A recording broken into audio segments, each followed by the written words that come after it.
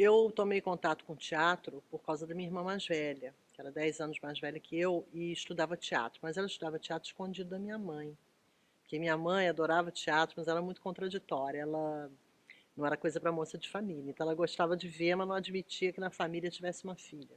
Mas meu pai, que era mais liberal, sabia e pagava o curso da minha irmã e ela fazia escondido. Então, para disfarçar, ela me levava, dizia que ia sair comigo e me levava para aulas no Teatro do Sina. Então, assim, eu tomei esse contato com o teatro, eu vi Dulcina no palco, fazendo Tia Mame. Eu tive todo esse privilégio na minha infância, 8, 9 anos, assim.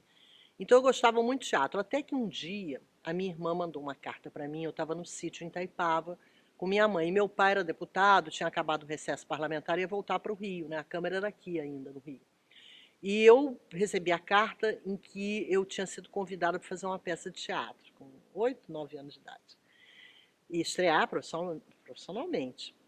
Aí minha irmã falava assim, dá um jeito de vir para o Rio, que você ensaia aqui. Aí eu fiquei pensando, gente, na hora de ir para o teatro fazer o espetáculo, como é que vai ser? Minha mãe. Mas eu inventei que eu queria ir para o Rio, que eu tinha que ir para o Rio, que eu queria ir para o Rio. Ela ficou desconfiada, tanto quer ir para o Rio, ficar sozinha lá no Rio com seu pai. Aí ela pegou a carta. Aí foi um desacerto. Mais uma perdida na família. Não sei mais o que, não pode, não vai. Eu chorava, chorava, não fui, não pôde, não deixou. Aí eu tirei o teatro da minha cabeça, porque eu achei que eu não ia poder fazer, ela nunca ia deixar. Minha irmã tinha uns livros de teatro, eu me lembro até do O Tempo e os Conways, que eu adorava. Até fui ver agora a montagem, só para lembrar da peça. E eu tinha também umas obras completas da Maria Clara Machado, que eu lia sempre, lia e relia. Mas depois que houve esse episódio, que eu vi que eu não ia poder fazer teatro, eu não ia poder ser atriz, eu, para me proteger, fui virando as costas para isso. Eu já passava, não olhava mais peça de teatro, não lia peça de teatro, não queria mais saber.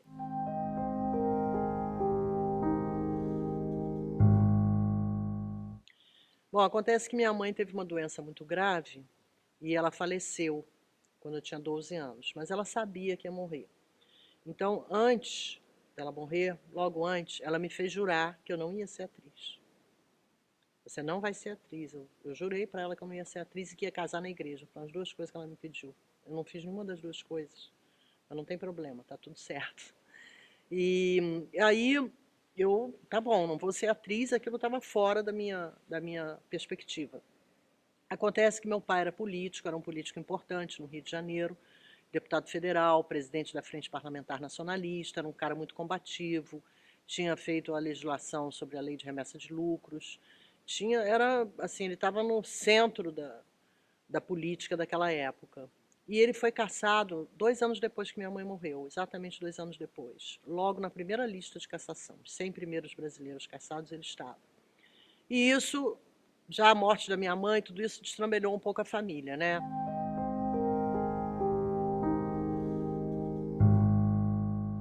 Muita gente que ia lá em casa, frequentava a minha casa, parou de me cumprimentar. Eu ficava sem dúvida, como eu era muito tímida, se aquelas pessoas não me reconheciam, se não me conheciam.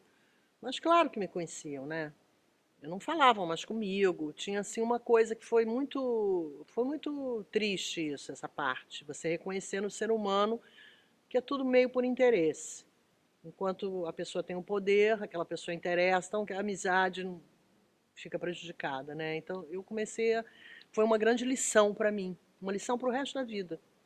Eu hoje não me assusto quando o telefone toca muito ou para de tocar, porque eu já sei que é assim.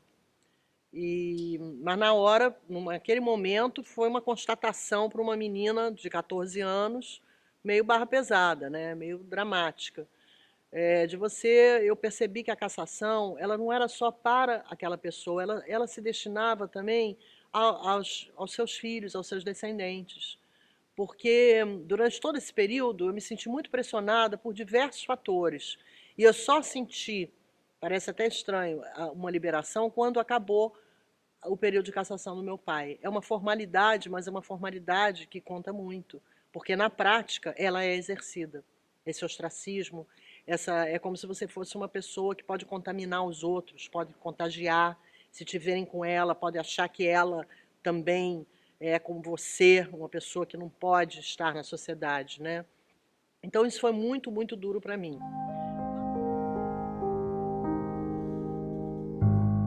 E meu pai casado, também ali, eu me formei do ginásio, fui fazer contabilidade para ser economista, estava cursando contabilidade, primeiro ano do segundo grau, eu estava na praia, e com umas amigas, no Castelinho, que eu morava ali pertinho, e apareceu um ator francês chamado Pierre Barrou, que fez aquele filme do Claude Lelouch, Un homme une femme. O Pierre Barrou me viu, me achou linda, porque as pessoas me achavam linda, eu não sabia, eu não tinha ideia disso. Ele me achou linda e perguntou se eu queria fazer um filme francês, que era o Les Amants de la Mer, que se tentava reproduzir o Orfeu. O que o Vinícius tinha feito com o Orfeu, eles queriam fazer com Tristão e Isolda. O roteiro era do Vinícius.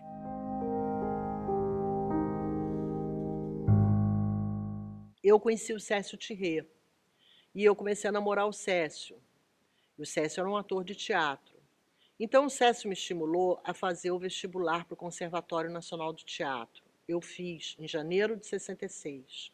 Escolhi um monólogo de uma peça chamada In White America, que o Cécio estava produzindo e fazendo no Teatro Jovem, e eu fiz um texto sobre racismo, né? Fiz um texto de uma negra falando tal. E eu passei, fiz a prova escrita também, passei para o conservatório. Tinha professores muito bons, tinha Maria Clara Machado na improvisação, Orlando Macedo na improvisação, e tinha História Social da Arte, era uma coisa muito que abria muitos horizontes, né? Estudar pintura, história do teatro.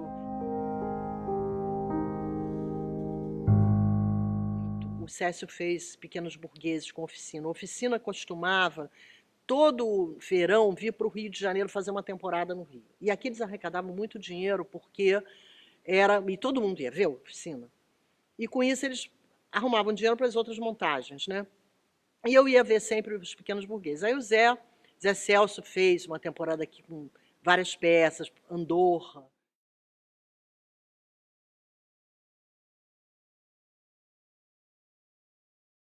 A iluminação do Zé Celso, a marcação do Zé Celso, até hoje ele tem esse poder, esse dom maravilhoso de fazer com um pano, uma luz, um ator, um espetáculo, assim, extraordinário, porque era a marcação, era a luz. Né? Naquele tempo não tinha um iluminador. Quem fazia a luz era o diretor, você tinha um técnico, mas a luz era do diretor. Hoje é tudo segmentado. Então eu ia ver sempre o Zé. Mas então, nessa época eu me casei com 17 anos, na época que eu estreiei na oficina. Eu fazia de manhã cedo o meu segundo grau, de noite teatro. E casei. Brinquei de casinha, né? Porque eu era muito criança. E aí eu estava fazendo oficina, mas eu saí antes porque eu fui convidada para substituir a Djanane Machado nos Sete Gatinhos, na montagem que o Alvinho Guimarães, um baiano, um diretor baiano de vanguarda, tinha montado no Teatro Brigitte Blair, Copacabana, Teatro Miguel Lemos, antigo Teatro Miguel Lemos. E eu fui fazer essa peça a primeira vez, Nelson Rodrigues, numa substituição. E o Nelson Rodrigues, ele tem um poder de te dominar. Às vezes que eu fiz Nelson Rodrigues, eu passava o dia todo com o Nelson Rodrigues na minha cabeça, com o texto dele. Eu não sei porquê, mas eu fazia a cama com o Nelson Rodrigues, eu almoçava com o Nelson Rodrigues, eu dormia com... Era uma coisa assim de te tomar inteira, né? E aí surgiu um produtor lá no teatro, um produtor lá de Goiás, que queria fazer um filme, O Diabo Mora no Sangue, estava me convidando, ele não tinha diretor, ele queria que eu fizesse. E aí eu sugeri a ele que fizesse com o Cécio, porque o Cécio tinha sido assistente de direção do Rui Guerra nos Fuzis, já trabalhava com cinema, já tinha trabalhado com cinema, isso ia facilitar muito a nossa vida, porque aí eu ia poder ir, né?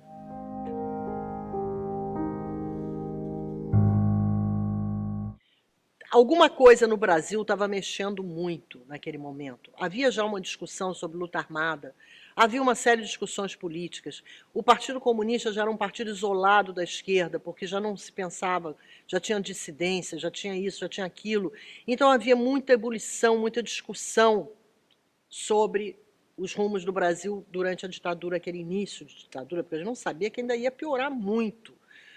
Nós não sabíamos isso, mas já tinha isso, essa efervescência. Houve a invasão, o CCC invadiu o Roda Viva, bateu na Marília, bateu nos atores, foi uma coisa trágica, dramática. E nós, atores, combinamos de ler todos os dias, antes do espetáculo, se lia um comunicado, um protesto contra essa invasão do Comando de Caça aos Comunistas.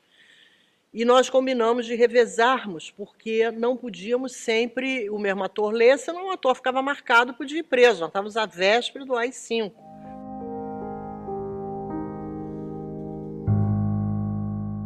Teve também nesse período militância, início de 68, que foi quando começou esse negócio das passeatas, nasceram com o teatro. Foi o teatro que inaugurou no Brasil a questão do protesto. Houve uma série de proibições de censura, inclusive um bonde chamado Desejo, com a Maria Fernanda, foi censurado. Quer dizer, umas peças que não podiam ser censuradas. Com isso, os atores que eram mais assim de centro, ou que apoiavam o golpe, começaram a se sentir ameaçados, porque as peças tinham saído de cartaz, você já tinha gasto o dinheiro do ensaio, do cenário, a produção toda, e aí não pode estrear. Chega no ensaio, já não pode. Então, isso gerou uma greve do teatro.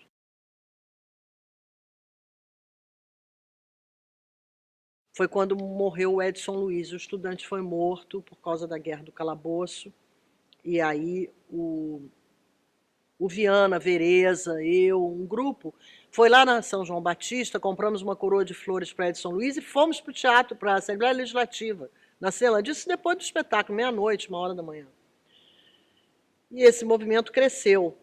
Na verdade, nós tínhamos feito a greve primeiro, tínhamos nos postado na escadaria do Teatro Municipal durante 3 dias, com cartazes, atores, sempre se revezando o dia inteiro, colhendo assinaturas.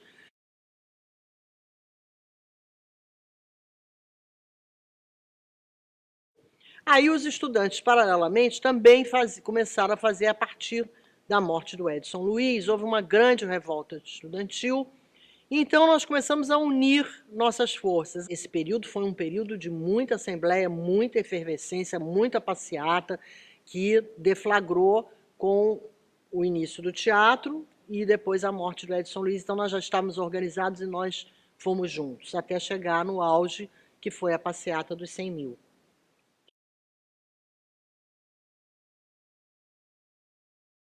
E logo veio, então, o AI-5, que cortou tudo, porque com o AI-5 eles passaram, primeiro, militar não podia prender civil, passou a poder. E depois não tinha negócio, não tinha nada legal, era tudo, podia fazer o que quisesse. Então a coisa ficou muito, muito ruim. E aí o Jô Soares veio ao Rio e me chamou para fazer Os 7 Gatinhos em São Paulo, uma montagem dele. A mesma peça que eu tinha feito no Rio com Alvinho, só que dessa vez eu ia estrear a peça. E aí eu fui para São Paulo com o Jô, e foi a minha sorte, porque o AI-5 estourou, eu estava lá. Naquela época não tinha muito uma comunicação Rio-São Paulo. Eu estava em cartaz em São Paulo e as pessoas vinham me prender no Rio. Vieram na casa da minha família, eu não estava. Eu soube porque um dia eu cheguei no Rio, na casa de uma amiga, ela falou, sai daqui agora, pelo amor de Deus, não sei o quê, não me comprometa. O que houve? Houve que você está presa, técnica, assim, disseram que está presa, até o Gabeira editava um jornal, falou da minha prisão, mas eu não fui presa, minha irmã foi.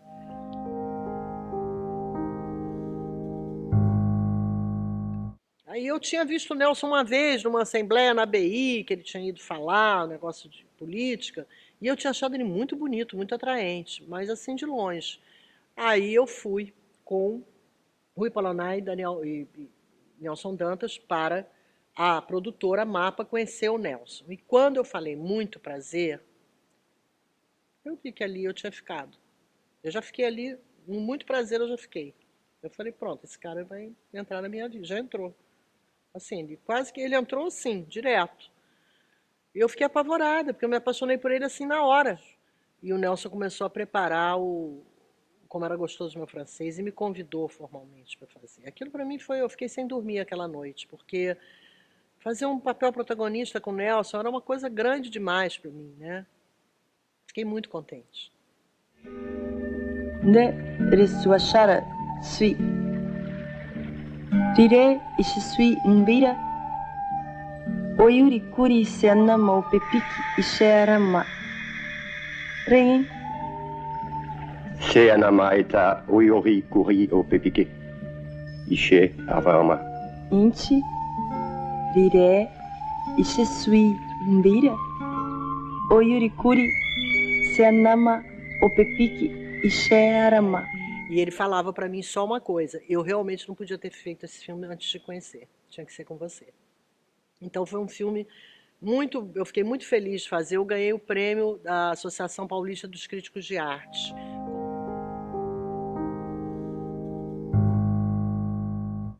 Eu conheci a Leila na praia, eu via ela assim, ela fazia novela, Sheik de Agadir, aquelas coisas. E é muito exuberante, muito assim. E nós fizemos uma guerra de areia uma vez na praia. Foi, ela comandava um lado, eu comandava o outro. Foi, todo mundo saía correndo, porque sujava todo mundo. Mas era uma delícia. E a gente foi, aí fomos para os jangadeiros, toma chopp, chopp, chopp, chopp, chopp, até a cartela ficar assim, ninguém mais enxergava ninguém. A Leila era demais. Ela era uma amiga de primeira, porque ela era uma pessoa que só viu o lado bom das pessoas. Ela não viu o lado ruim. Então, como ela só viu o lado bom, ela só puxava o teu lado bom e ela só... tudo ficava num outro patamar, num outro nível. Nós fomos como duas irmãs. Para mim, ela era minha irmã mais velha, a pessoa que me aconselhava, que me ensinava. Eu não tive mãe quase, minha mãe morreu cedo, ela me aconselhava nas coisas, aconselhava o jeito dela, a maneira, a visão de mundo dela, né? Então, namorar homem casado, como é que é isso, como é que não é? A gente discutia tudo, mas sempre naquela animação, naquela alegria, naquela coisa positiva. A Leila acordava cantando no chuveiro. A gente dividia o quarto no hotel lá, na filmagem. Aí eu dizia, ai meu Deus do céu, como é que eu vou aguentar? Já acordo. Vinha do teatro, né? Era lerda para acordar. Ela não, ela já... Eu dizia, meu Deus... Mas aí eu entrava na onda dela e isso virou uma beleza. Que então, então é isso mesmo, acorda logo, levanta de bom humor, já sai, já vai. Ela tinha essa coisa positiva, essa coisa de amor, de amar as pessoas. Ela amava as pessoas.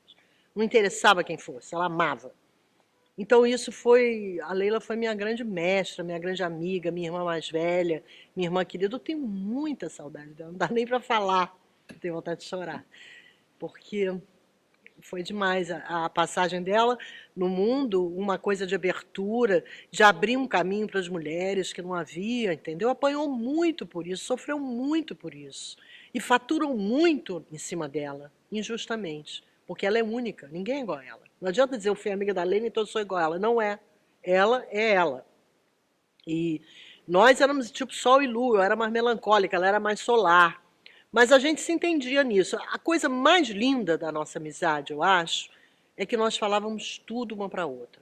Às vezes você quer falar uma coisa, você tem que falar com um jeitinho, porque pode ofender outra pessoa, ou coisas mais profundas, mas eu sempre achava um jeito e ela também.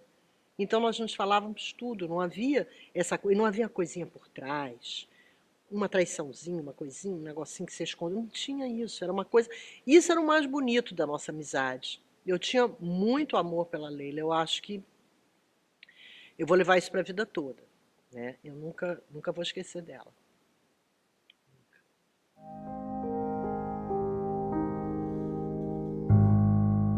Os 3 diretores que eu filmei, que eu mais amei filmar, que eu considero os grandes diretores, e meus diretores queridos foram Nelson Pereira dos Santos, Glauber Rocha e Manuel de Oliveira. Que hoje... Glauber era uma pessoa que via teatro, novela, cinema, ele via tudo, ele sabia tudo o que estava acontecendo. Então ele estava buscando elenco para o filme dele. E eu via que eu tinha uma relação com o Glauber engraçada, porque parecia um pouco com a do meu pai, porque ele também é sertanejo, meu pai também. É uma coisa de silêncios, de telepatia. Você adivinha muito mais o que o outro está te dizendo no pensamento do que na palavra. Não precisava falar muito. Era uma coisa mais de olhar. Eu tinha muito isso com o Glauber. Eu comecei a perceber que ele ia me chamar para filmar. Eu não sei por que eu comecei a achar isso. Um dia o Glauber ligou para dizer que o filho tinha nascido, o Gustavo não estava, ele sabia que não estava, porque era de tarde, estava trabalhando. E aí ele falou para mim, olha, então hoje eu quero te dizer que eu tenho pensado muito em você, e eu quero que você faça o meu filme. No final do século XX, a situação é a seguinte: existem os países capitalistas ricos e os países capitalistas pobres.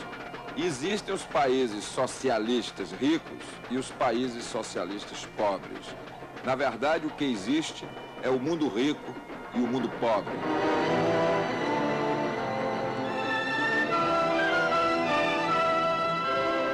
Quem não acredita em Deus, acredita no nada. Se o nada for Deus... E o Manuel de Oliveira é um diretor que eu filmei agora em 2010, que é um português fantástico, maravilhoso. Ele tinha 101 anos quando eu fiz o filme com ele. Percebi que a melhor fala, a fala que definiu o filme, estava na minha boca. A matéria não é mais do que uma forma de espírito. Eu falei, essa é a tese do filme, está na minha boca, ótimo.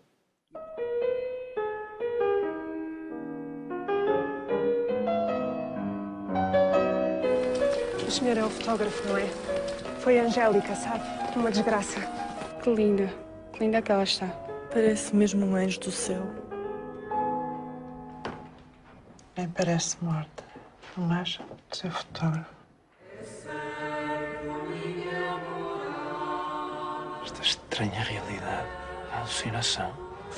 Porque este encantamento será um penetrar no espaço do absoluto de que tanto ouvi falar. Será loucura minha.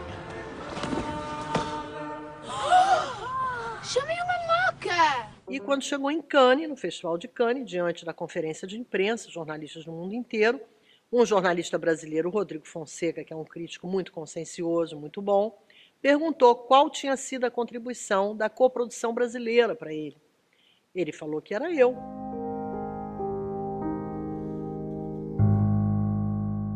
Eu fui para a televisão numa época que tinha uma certa crise no cinema, 74, por aí, eram os filmes da Boca do Lixo, e só tinha filmes assim, de São Paulo praticamente, né? Até cheguei a fazer um Conde Fraga, uma porno chanchada Conde Fraga, Amanhã Se Houver Sol, mas não havia, o cinema estava num impasse aqui. Quando eu achei então que eu devia fazer televisão, mas não é muito fácil entrar na televisão. Mas como eu fazia uma coisa ou outra lá, um caso especial, de vez em quando me chamavam, surgiu a Gabriela e surgiu um movimento em que a Gabriela seria eu. Esse movimento acho que tinha Guarnieri, Paulo José, acho que tinha um movimento que a Gabriela era a Sônia Braga. Então eu queria fazer a televisão já avançada, isso era 1975, Globo. E a Gabriela, eles dedicaram muito à produção, porque eram 10 anos da Rede Globo. E aí eu peguei, o Avancini, por sorte, tinha me visto nos 7 Gatinhos em São Paulo. Você vê como são as coisas, né? Então ele queria que eu fizesse, mas havia uma oposição também dentro da televisão a mim, porque eu era de cinema, as pessoas não aceitam pessoas de cinema, dizem que não conseguem manter o ritmo, que são frágeis, que não é boa atriz porque é de cinema, cinema não faz bom ator só faz em teatro. E afinal o Avancini bancou esse negócio de eu fazer, foi contra tudo e contra todos, ele ficou buzinando, e eu acabei fazendo a Glória, que é um papel excelente. A Sônia fez a Gabriela lindamente, a estrela que a Sônia é, maravilhosa no mundo todo, e eu fiz esse papel. Depois disso, fiz Saramandaia. Eu fazia uma novela e um filme, saía, fazia o Lúcio Flávio, voltava, e o Glauber dizia, você é esperto, você faz uma novela e um filme, mas isso não dura muito tempo não, que ninguém percebe, não pode não, tem que ser ali, fiel, ficar só na televisão, né? Tem isso. Porque na realidade eu só tinha decidido mesmo ser atriz quando eu fiz o Francês.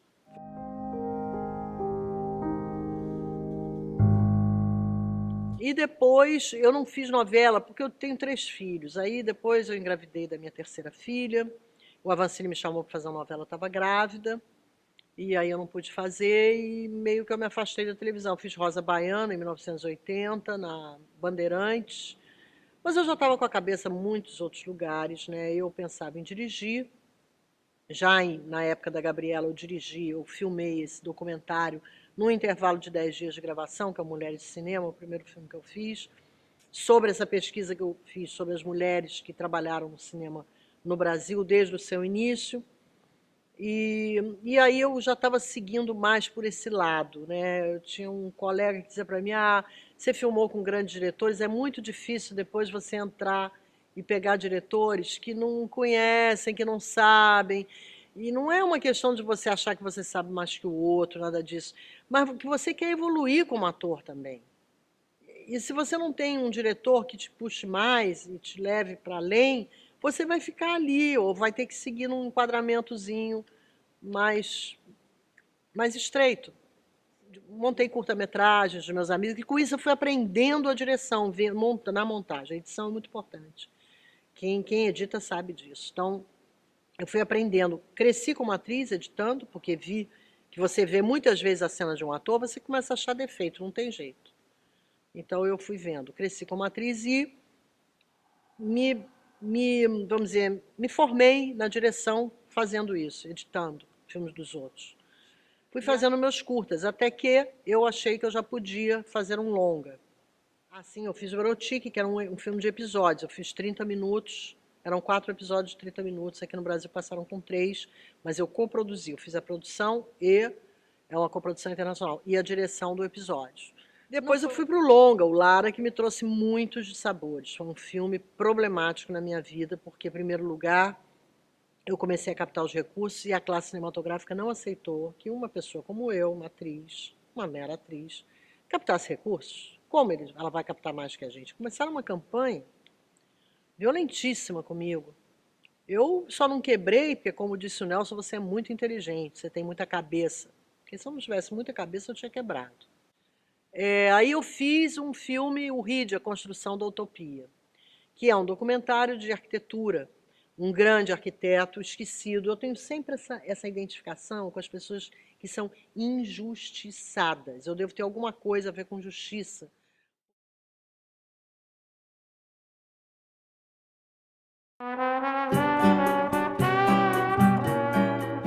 Eu sonhava com uma arquitetura pura, simples.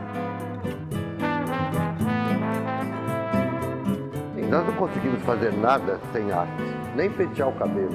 Nós começamos o Museu de Arte Moderna quando era mar ainda.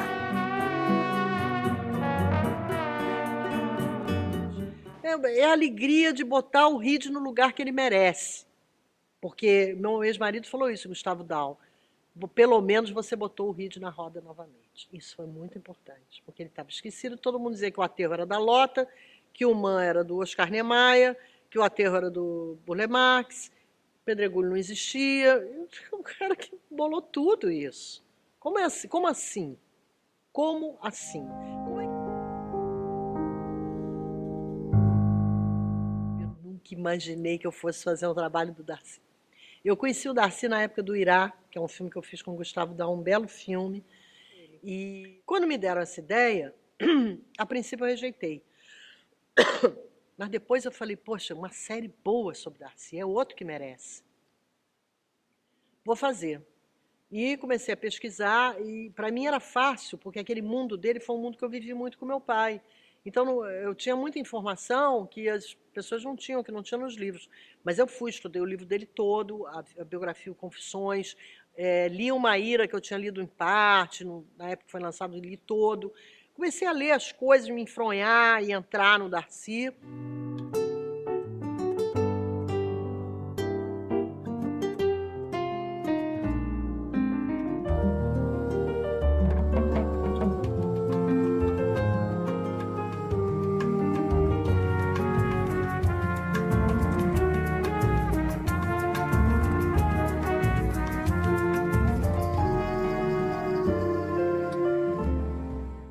Então, eu fiz o Brasil do Darcy Ribeiro, que são 5 episódios, que abrange toda a vida dele, mas ele contando a história dele, porque ele contando é que tem graça.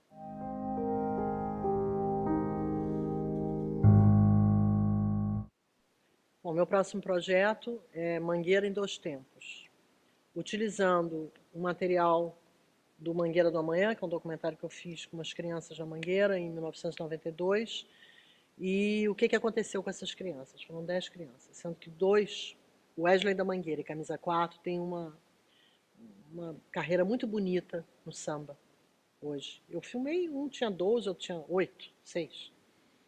Então eu quero pegar eles de novo, agora já adultos, ver o que aconteceu com cada um e, sobretudo, fazer quase um musical, porque agora eles tocam funk também.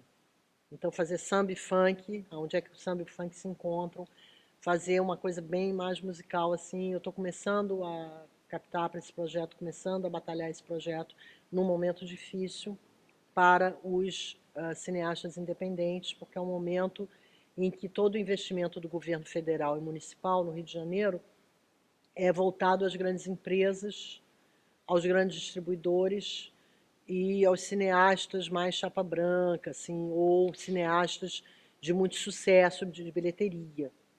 Nesse momento, a nossa luta toda é o direito autoral do diretor e do roteirista brasileiro no cinema.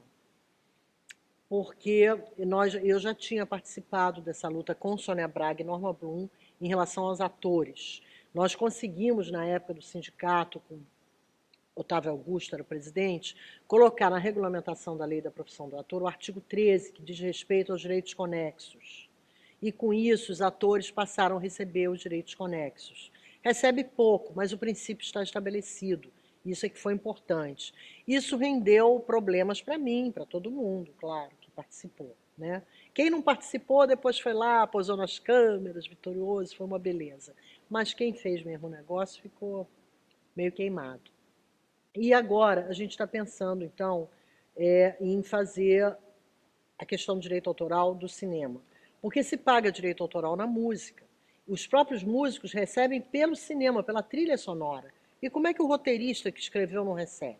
Como é que o diretor... Porque isso é uma convenção internacional. O direito de autor no cinema é o diretor, o roteirista e o músico. E no Brasil só o músico recebe. E a nova lei que fizeram, porque a anterior já não deixava muito claro como receber, a nova lei eles ainda pioraram. É uma lei que vai entrar em vigor. E então nós temos uma batalha pela frente, que é colocar as coisas direito nessa lei, que o diretor tem que receber pela exibição pública. Porque uma coisa é o dinheiro que você recebe para fazer o trabalho. Outra coisa é o dinheiro que você recebe, que é um pouquinho, mas que é dos direitos. Por que a gente luta por isso? Para dar dignidade à profissão. Porque nós temos, no mundo inteiro, casos de diretores que morrem à míngua, sem dinheiro para o hospital, sem dinheiro para comida. Lima Barreto fez o Cangaceiro, morreu num quarto de pensão em São Paulo. Me lembro do Glauber me contando isso, chegando lá em casa. O Lima está morrendo num quarto de pensão, sem um tostão, sem dinheiro para a saúde. Não pode, isso não existe. E o filme vendeu para o mundo inteiro, todo mundo ficou rico com o filme, o cara morre à míngua. Como que é isso? Então, a gente está iniciando essa luta. É uma luta que vai ser braba, todo mundo já sabe, mas nós temos tido apoio e tudo, e estamos, então, na Associação Brasileira de Cineastas, tentando fazer com que nós aqui tenhamos isso e possamos reconhecer os direitos dos diretores de televisão, cinema.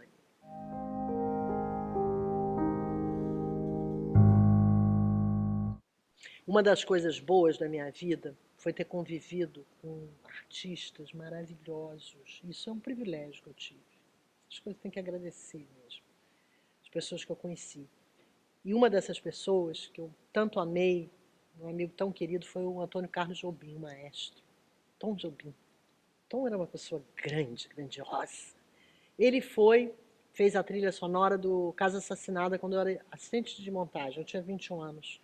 E aí, todo dia ele ia na Moviola de tarde, e eu passava a manhã, ia às 9 da manhã, saía às 6, 5, 6. Ele me dava uma carona na volta. Eu morava com a Leila em Ipanema, onde tem um restaurante hoje, o Artidiano. E o Tom morava no Leblon, mas ele dava carona numa banheirona, um Dodge Dart que ele tinha, branco, que veio dos Estados Unidos, e ele parava no Veloso, lá no Garota de Ipanema, tomar um chopp. Tinha que parar. Todo dia a gente parava lá, encontrava os amigos dele, e ele falava para mim de Stravinsky, Debussy, Chopin. Eu ficava zonza com o Tom, com aquela conversa toda dele. Um artista lindo, o maior artista brasileiro, talvez ele e Glauber foram os maiores artistas brasileiros de todo o século passado.